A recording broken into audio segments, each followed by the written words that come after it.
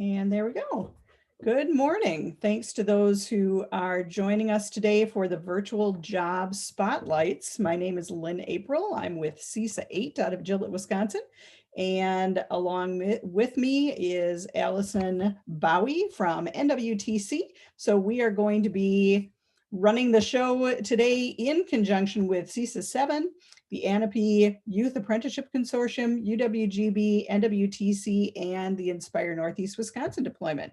So we are just kicking off transportation this month. So transportation, distribution, and logistics is what we're going to be taking a look at in December. Today we have 5 guests that are going to be joining us in the transportation field. So we're going to be hearing today from Mike Ceha and Evan Socha, who are both with America's Service Line. Casey Van Ness, who is with Broadway Automotive, and Derek Bell and Josh Paff, who are with Gandrud Auto. So just a little reminder that we do have 2 more events coming up in December, all around transportation. So next week, same time, Wednesday at 10 a.m., we will be hearing from the City of Green Bay with their fleet maintenance and Schneider Trucking with supply chain and logistics. And there is a 3rd speaker as well next week, specifically about truck and auto training, and he's going to talk about scholarships. So we will include that in the information that we send out next week, but you definitely will want to be here for that. Just a reminder about our norms, especially if you're joining us for the first time. The meeting is being recorded and will be broadcast through Inspire Northeast Wisconsin after the event. All attendees are muted and the videos for students are turned off to keep down distractions, and please maintain that muting and video being turned off. You will be able to see the presenters, and I'll be sharing my screen for those that have some slides for you to view.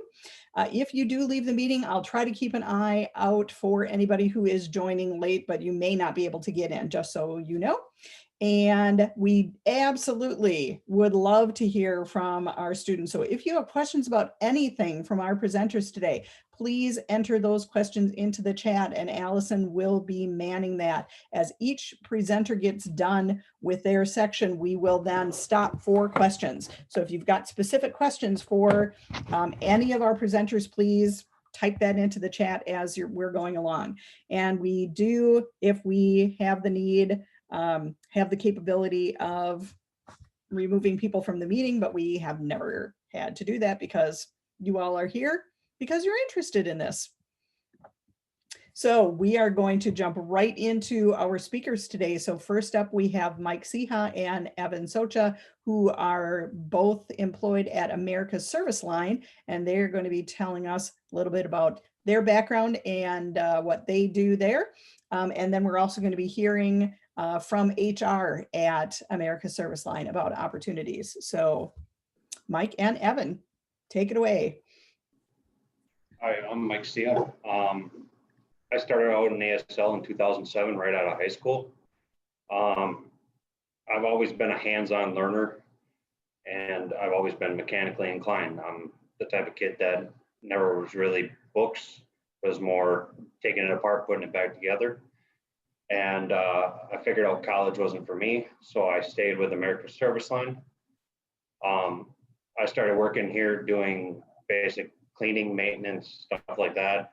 And then I started working on equipment and trucks.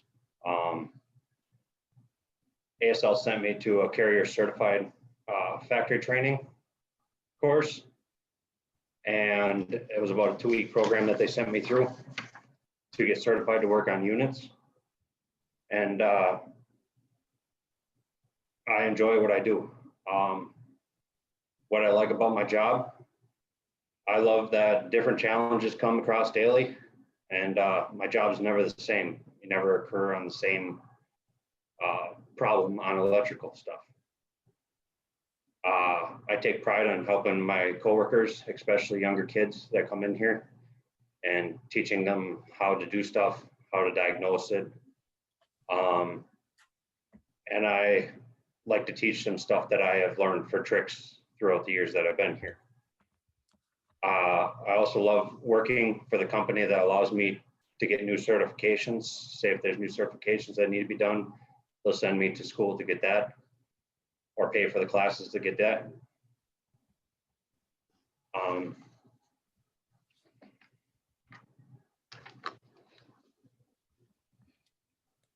My advice to you, do something that you enjoy and you don't get bored with.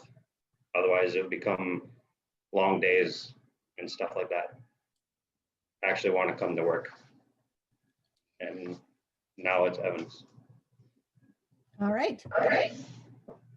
Hey, I'm Evan Socia. I am one of the tractor mechanics at American Service Line.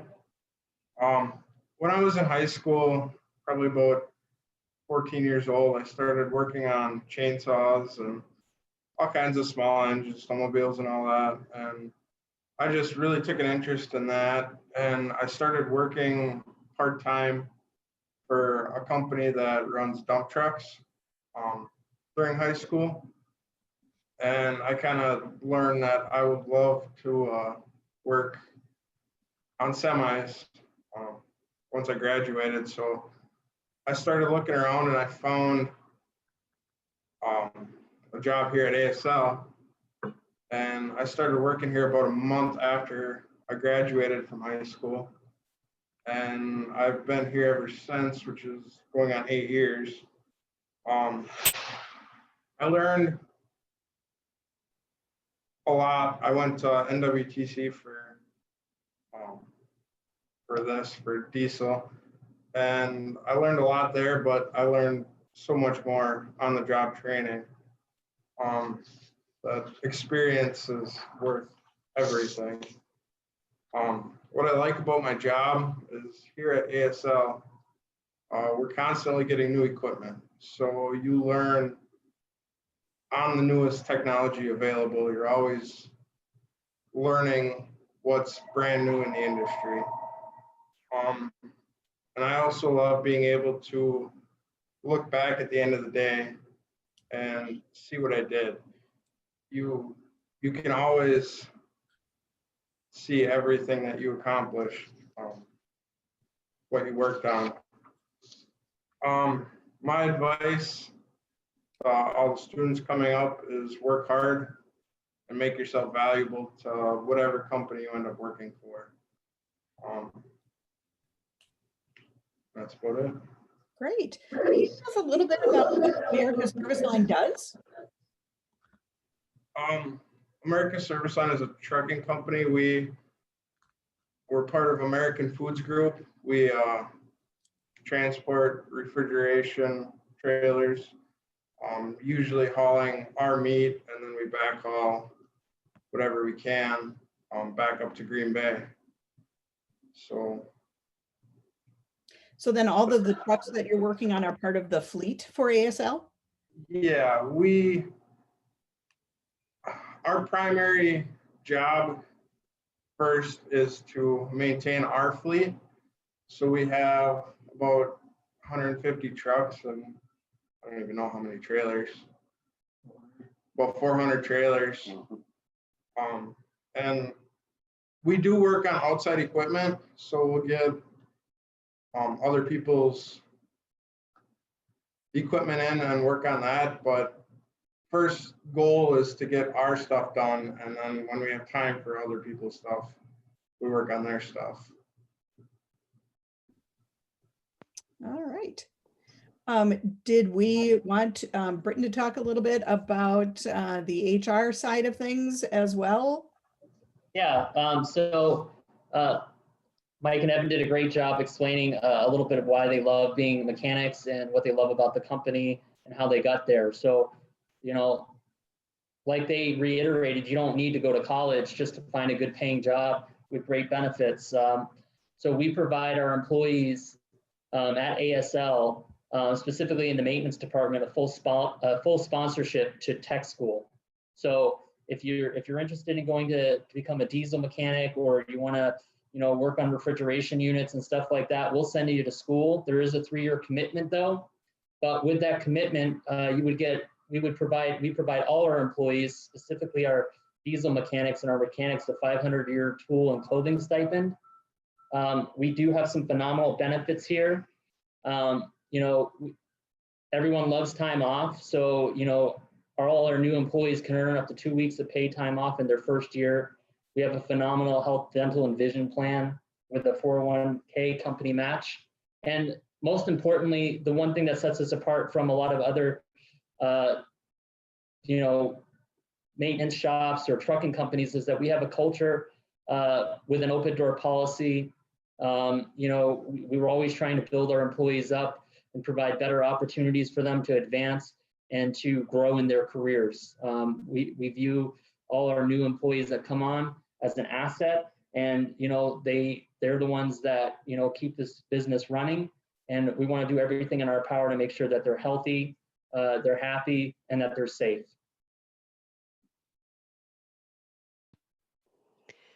Super. I wanted to jump in with a question we do have. So thank you for moving the camera back over.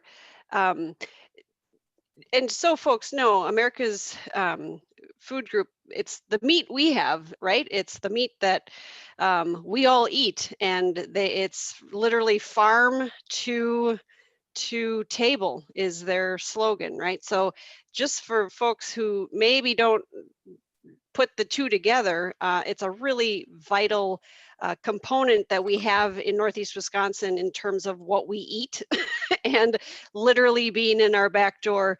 So thank you for making sure I get steak like once a month. So thank you for that. We do have a question though, and that is, what are your typical hours? What does that look like for both of you?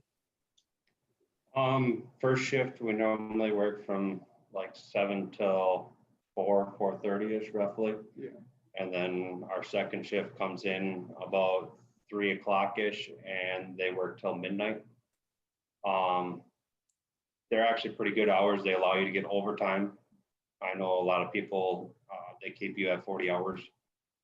They allow you to get overtime. They work with you if you have any appointments, you need days off, they work with you. They're actually pretty friendly around here, so. Well, that's good. When you think about what you see, is there something in particular that you love to do, in particular for both of you? I don't know.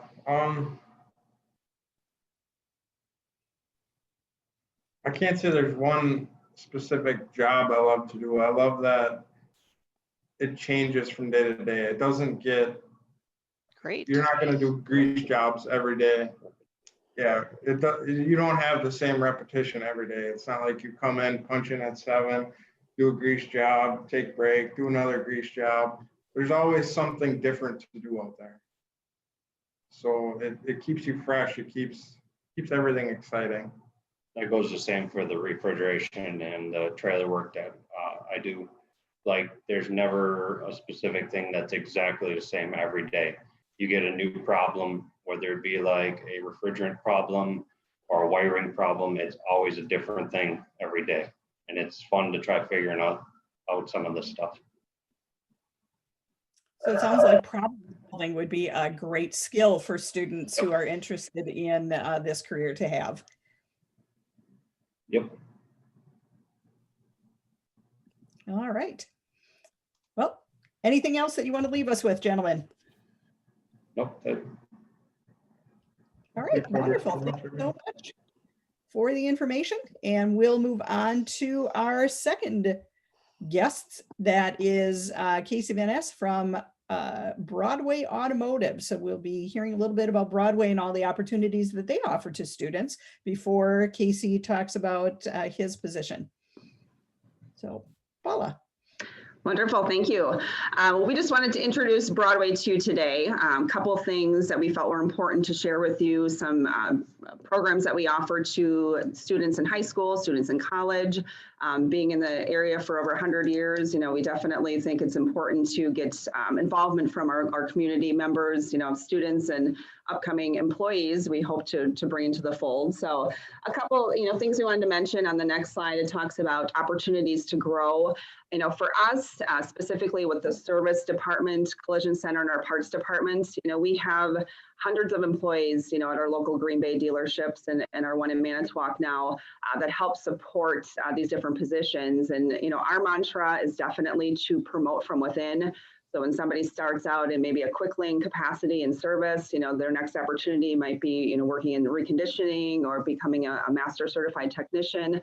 So for us, as opportunities to grow come up, we definitely look at our internal team and make sure that they're ready to move up and invest a lot of training in our associates as well. So a couple things as far as training programs go, we do have what we consider to be youth apprentice programs, what we consider school to work, mentor and apprentice programs, and then some incentives from a tuition reimbursement and tool incentives. So the first one, specific to the youth apprentice, we work closely, with the local high schools, specifically, the Green Bay East, the City Stadium program. Now we have the program out in LC that we're bringing in some youth apprentice students. And they actually work, when they're in high school, they're working in the service department. They're really gaining some hands-on experience, all while collecting a paycheck, so who doesn't want to earn some money, especially with the holidays coming around? You want to buy mom and dad a nice present. So, this is a great opportunity for them to really get an introduction into the service world to make sure it's something they want to do. If it is something that they're interested in and they do decide to go on to school.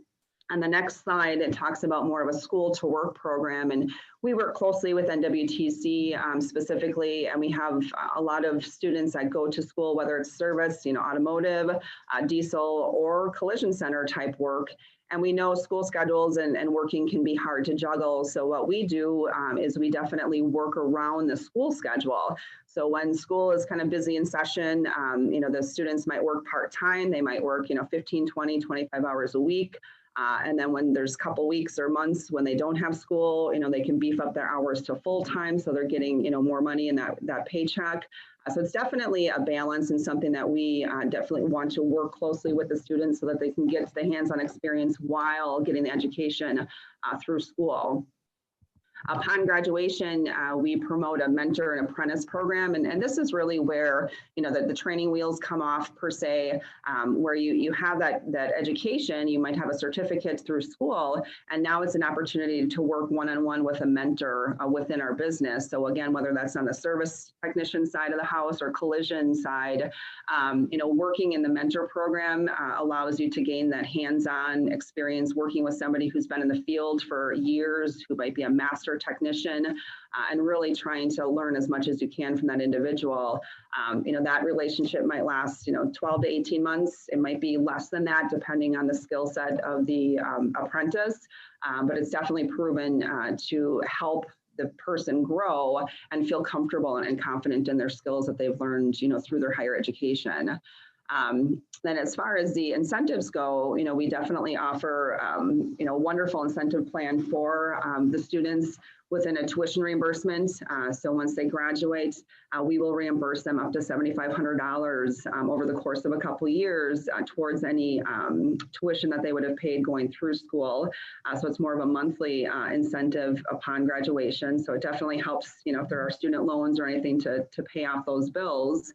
And then in addition, we have a tool incentive program. So with the tool incentive program, if we do have somebody who's going to TC, say for instance, we can get them a toolbox right away while they're in school and get them a kind of a starter toolkit. The total value is over $10,000 for this tool incentive plan. And then upon graduation, they just bring it on over to the shop and they have their starter toolkit. So again, the investment, that we make is important because we want to make sure that we set them up to be successful. So overall, it's about an $18,000 investment that we would make in a person's future, if they're interested in really getting into, again, whether it's service or body work. So for us, it's all about learning and growing and, having fun along the way, but important, obviously, to invest in our teammates so they feel that, they're happy working here and they want to stay with Broadway. So that said, I'm going to pass it off to Casey and he'll share his story with you. Great, thank you. Hello, everybody. Hope everyone's doing well. My name is Casey Vaness, and I'm a NWTC graduate from a couple of years ago. And I had a phenomenal experience through NWTC, phenomenal instructors, and just great layout for opportunity to learn and grow. Just starting out in the automotive program there and in my career. It was something that took dedication for sure. So that's one thing that if I was to tell a student that's looking to get in this career or a career similar is dedication and just make sure you apply yourself. That's super important. That was one of the first things one of my instructors my first year told me at NWTC. And that stuck with me all the way through, and it still does because it's a day-to-day thing where you got to be dedicated and you got to apply yourself, and that's how you continue to get better. That's how you continue to learn and grow, especially as a automotive technician or a technician in any field or any type of company that you may work for. And as Paul mentioned, I'm a Ford service technician here at Broadway. I started out in the quick lane a couple of years ago while I was still at NWTC, and it was a great opportunity to get hands-on experience, get a few hours, get a paycheck while I'm in school, and really transfer those things that I learned, big or small at school into an actual job, even if it's just changing oil or inspecting something, or you definitely see things at school, and then when you see them in the real world, it's really eye-opening, and you're like, okay, like you start to put pieces together, and that's how you really kick off your career, is being in a position where you can learn and grow while you're in school learning, because there's nothing better than the actual real world experience of working on a vehicle when you might have a simulation at school, but when you can really put your hands to the job, it's money. So work experience here at Broadway so far, I'll move on to that. It's been great. So as I mentioned, with starting out in the quick lane and moving on up. So once I graduated from NWTC a couple of years ago, I was able to get into the mentor and apprenticeship program that Paula talked about. And that's where I really moved to the next level, I would say, is the best way to put it.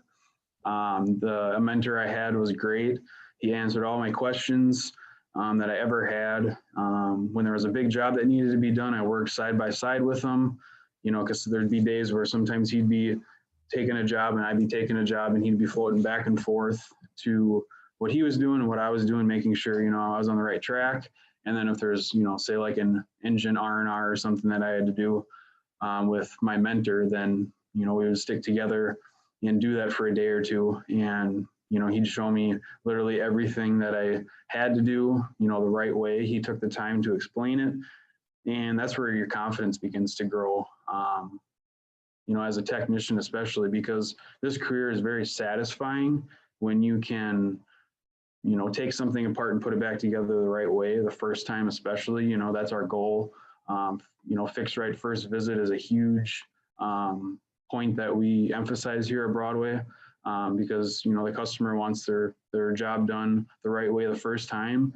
And as a technician who takes pride in his work, that's absolutely my number one goal. Every time I bring a car into my stall is to fix it right the first time and do it in the way that, Ford as a manufacturer would expect me to, and my coworkers and my bosses here at Broadway.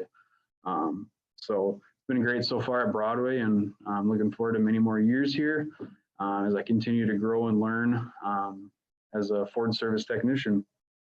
Little bit about a day in a life here at Broadway. The variety of repairs is endless. Looking at just one day, but then you're looking at like a week, you could have, an electrical concern one day, and you can have a big engine job in a couple of days down, in the week. And it's really just about, again, applying yourself. And, the pinpoint test that we have as technicians from the manufacturer, you know, as long as you really know what you're doing, and that's where the applying step comes in, you know, they lead you in the right direction.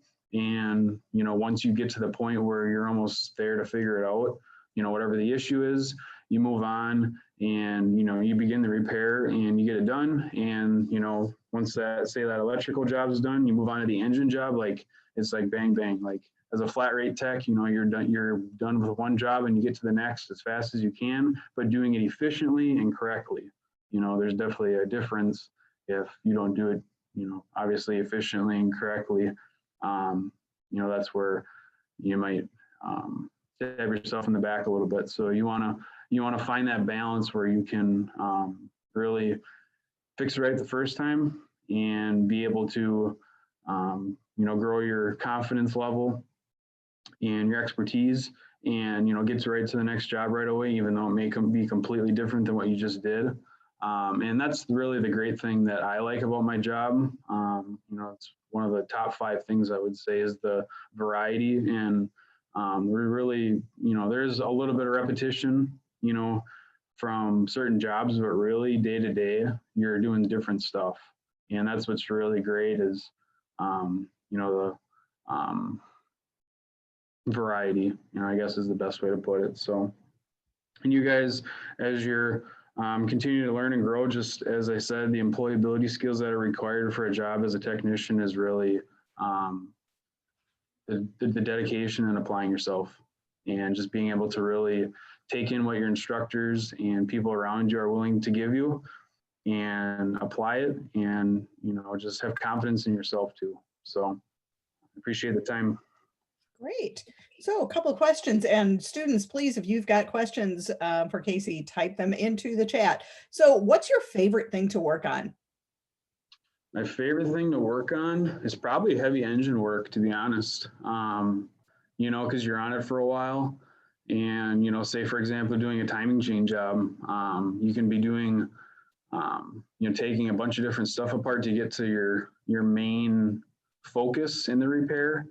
And just to be able to take all that apart, organize it, you know, lay it out, and, you know, then be able to follow the procedure and, you know, basically take such a big component of a vehicle and fix it right and put it all back together. And then when you get to the point where you have it, you know, running again and you're doing your tests and everything like that afterwards, and making sure that the vehicle is, you know, spot on and 100% ready to give back to the customer, and you road test it and you know that thing is running the way it's supposed to, that's a very satisfying, and, you know, it just motivates me more and more to, you know, want to be able to do, you know, I guess no matter how big or small, but definitely the big things, you know, because engines are very complicated, as you guys know, these days.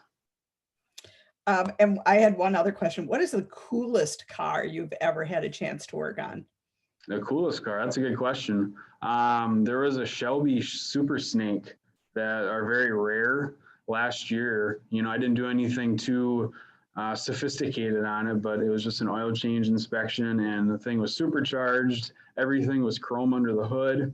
It sounded amazing, and it was just cool to have the opportunity to drive that in and out of the shop. You know, that's like one of those vehicles that everyone huddles around you when you bring it into the shop, and they're like, "What is this?" So that was pretty cool. Very neat. Allison, do you have anything on your end?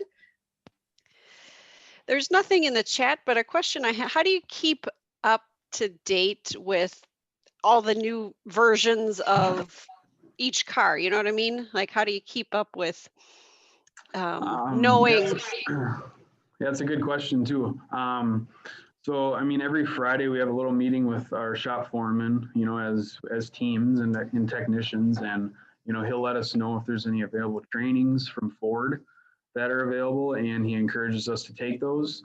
And they're like an online portal, and some of them are like on-demand webinars where they get really in-depth, and you basically are able to learn new models, new engines, new transmissions, new anything.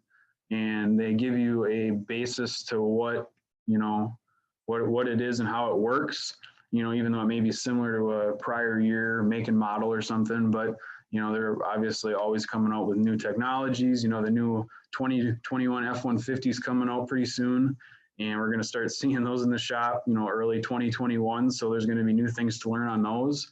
You know, for example, they're mixing a hybrid now with their trucks, and that's going to be a huge platform for Ford and for us as, you know, the service department to be able to work on those. And so that'll be pretty neat.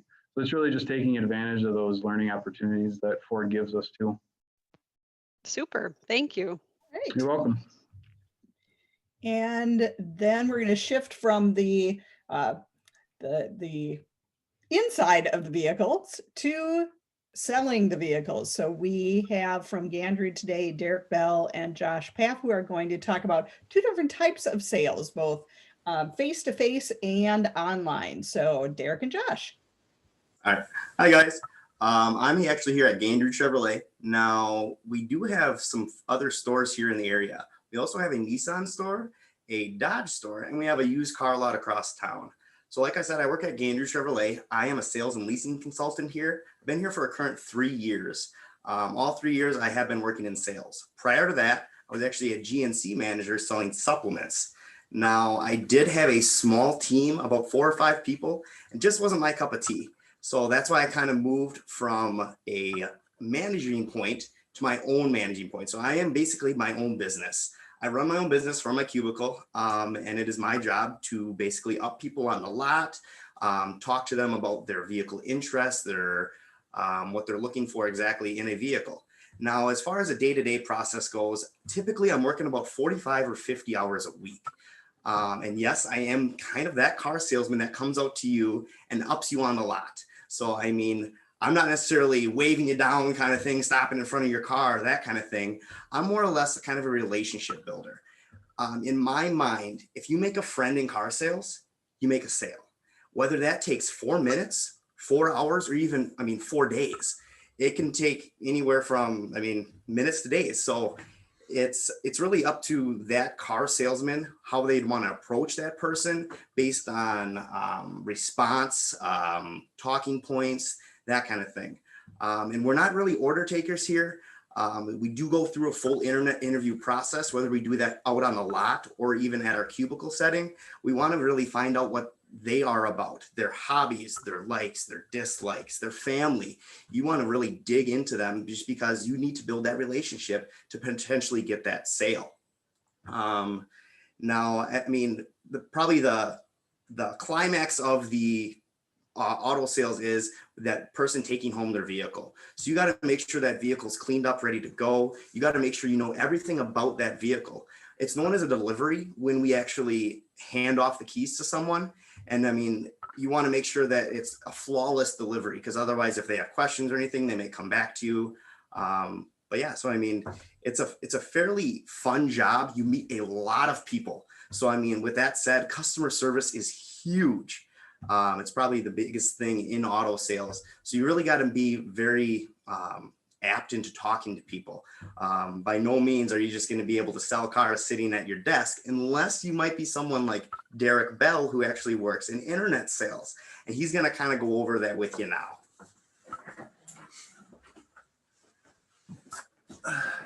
Hey everybody, my name is Derek Bell.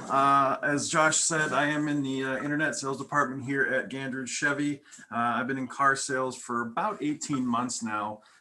Started out, I was in the military for 11 years, was in the Navy on the submarine on submarines where I was an HR manager. So an office desk type setting is something I've been kind of used to. After I got out in 2012, I worked for the post office and actually was starting to get in trouble for providing exceptional customer service, which is obviously rewarded in the car sales industry. So like I said, I've been doing this about 18 months.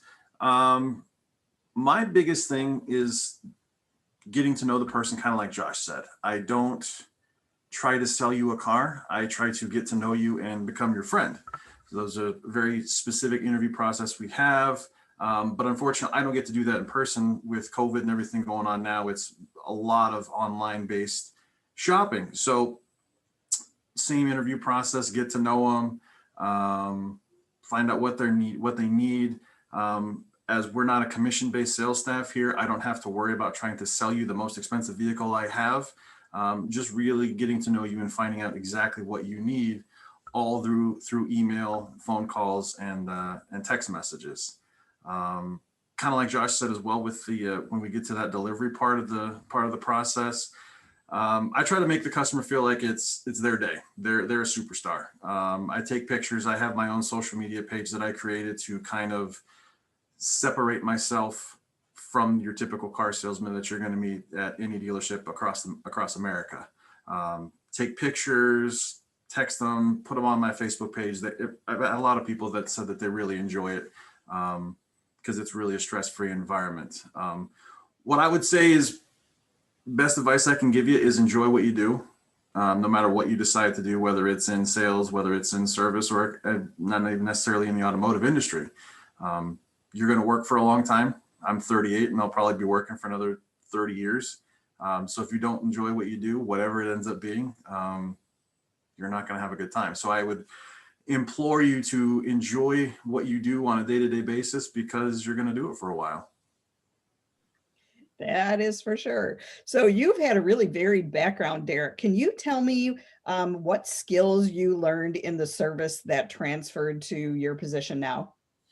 It's a great question. Working in HR, I learned that honesty is going to be upfront. If I don't know the answer to a question that somebody asks me, my first response is, that's a great question. I don't know. Let me find that answer for you. Because I found, especially with some of our truck customers, and a lot of people in here may be truck customers or truck guys or girls, they're going to know more about their truck than I ever will. I try to know as much as I possibly can, especially going model year to model year, 2020 to 21. What are the differences? What features are on this trim level versus this trim level? So honesty and knowledge, I would say, is something that I really, really pride myself on, and being able to say, I don't know, let me find out for you. Great. I have a question for Josh as well, but I see there are a couple of things in the chat, so I'll ask Allison what student questions we have. Sure. Absolutely. Are there any courses in high school you wish you would have taken or taken more seriously that would have prepared you for your current work? Again, whoever asked that, that's a great question. Believe it or not, math is going to be a very, very key to your day-to-day success, at least in sales, because a lot of numbers, everybody wants to know what their trade's worth. They want to know what they're paying for the vehicle. If you're not quick with numbers, whether on a calculator or just some freehand math or even some mental math, it can make things a little bit difficult. And when I was on the other side of the desk buying the car, if the salesman was fumbling or didn't know what they were talking about, I always felt like they were that shady salesman that was trying to pull something on me. So I always try to make sure, whether it's numbers, remembering someone's simplest remembering someone's name goes a long way. But I would say math, and then definitely if there's any public speaking that's offered, and being able to carry yourself in front of one person, a family of 7 that I've had at my desk at one point. So I would say math and public speaking. And for those, if you're wondering, public speaking. I was going to say, if you're wondering where to get that public speaking background, forensics for you high school students is the way to go. I was a coach for 25 years, so join forensic. Yeah. Okay, Allison, next question. Yes. Did any of you participate in student organizations such as Skills USA or high mileage vehicles or forensics? I was not in any of those types of groups. I was so focused on sports. I was a 4-year letter high school baseball player. So I didn't really do a whole lot of that, but that's kind of where my activity as far as after school stuff. In junior high, I did some FBLA, Future Business Leaders of America. I was a part of, I think, Fellowship of Christian Athletes in high school as well. So those types of clubs are what I did. Oh, and I was actually I'll come back into the shot here, but I was actually part of a engineering and technology group called Beast Club, where we're kind of like a booster club for the athletics. I mean, we were making t-shirts. We were basically doing everything on the computer. Really doesn't apply necessarily to auto sales, just kind of gives you a nice, good work ethic and gives you a good media history. I was also part of what's called a link crew. Now, link crew was, I don't know if they have them around here in Green Bay. I'm actually from Berlin, Wisconsin, but basically what we did was we mentored a freshman as a junior and senior, and that freshman came to us with questions, that kind of thing. Gave me a really good leadership opportunity. So, I mean, you can definitely apply that here just because you need to have that kind of personality in this job setting.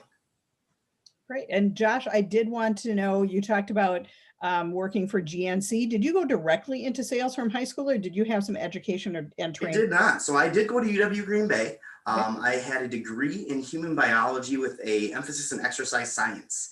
Kind of led into GNC.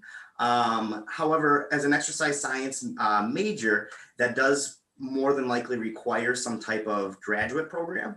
I wasn't necessarily ready to take that next step. So I did go right into the workforce as GNC then, just because I found it was very beneficial to me, both in my personal life, and I love talking about supplements with people as well as exercise routine.